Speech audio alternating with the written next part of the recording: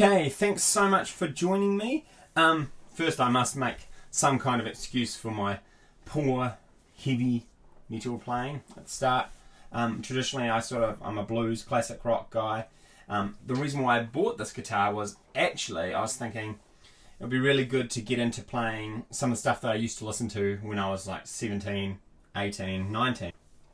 When I was really into like Randy Rhoads, and maybe even a little bit of Iron Maiden and that sort of stuff, and I thought this guitar would sort of inspire me to play in that genre. So what is it? It's a Kiesel Delos. It has standard Kiesel locking tuning pegs, baked maple neck, baked bird's eye maple fretboard, which is absolutely gorgeous. You can see in the light there. Vintage white body, two-piece Alder. I'll be honest and say that the vintage cream turned out a bit more yellow than I expected. Got a Beryllium pickup in the neck and a Lithium pickup in the back. If you know anything about Kiesels, the Beryllium is kind of their classic, you know, like the classic humbucker sound, whereas the Lithium is supposed to be a bit higher gain.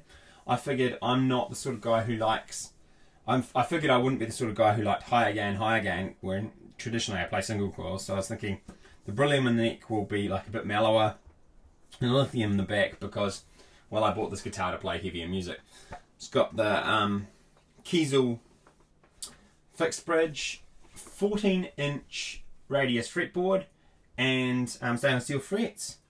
Pretty standard sort of build. I've got a Graphtec nut as well. Anyhow, so I guess you want to, if you're tuning in, you want my opinion, so I'm going to give it to you. Okay, straight into it. Things I like. First, number one thing, tuning stability. When I first got it, I thought, I'll take it for one gig. My intention for the guitar wasn't to gig it, it was for it to be an inspiration for when I wanted to play heavier stuff. Turns out, it did really well on the gig. Didn't have to be tuned once, feels really good. Love the satin finish.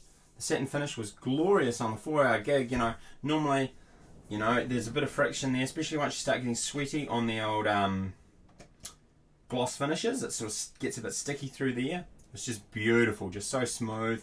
The guitar felt great, and I liked having 24 frets. This is the first guitar I've had with 24 frets for gain, probably 8 years, 10 years. The same with this pickup being the most high gain pickup I've probably had for 18 years.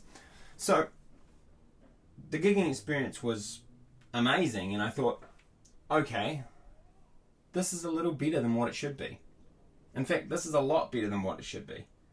This is a really, really good guitar. And that was the experience I got out of it. I personally think you don't know how good a guitar is till you gig it. Like, when I got my standard Strat, I took it for its first gig. You know, in the store it sounded great. Took it its first gig. After the first gig, I was like, this is unusable. It was just so much worse than anything else that I was playing live. Conversely, when I got my grey guitars, I took it for its first gig. I was thinking, oh, this might be a little bright, you know, I wasn't sure. when I played it for its first gig, it was just like every sound was ace. Guitar absolutely killed it, and I was like, this is a good gig. This is a good guitar. It's beyond that just the same as everything else. It's a special guitar, and I got that vibe from this guitar. I love the luminaires. I loved the the feel, everything. Things I didn't like or things I would change. Future. Okay. If I ordered it again, I would have rung them up and ordered the fat neck. I didn't because I was wanting this to be my shredding guitar, but truth be told, I don't think it's going to be my shred guitar. I think I'm going to do some modifications and make it my everyday number 2 guitar. My grey guitar, my number 1, with 3 times the amount this is, so obviously that kind of makes sense. It's a really good guitar. And although when I ordered it, I wanted something flat and fast and feels like I could shred on it for days. So I ordered the hot pickups, on the hot pickup and the bridge, and the standard neck.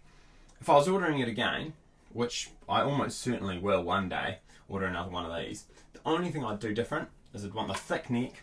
I'd want the 10-inch radius. I find the 14, especially when you're down here, not that I play a lot down here, but when you're playing down here, you kind of, the edge feels hard, and that's just the reality. The fretboard's flatter.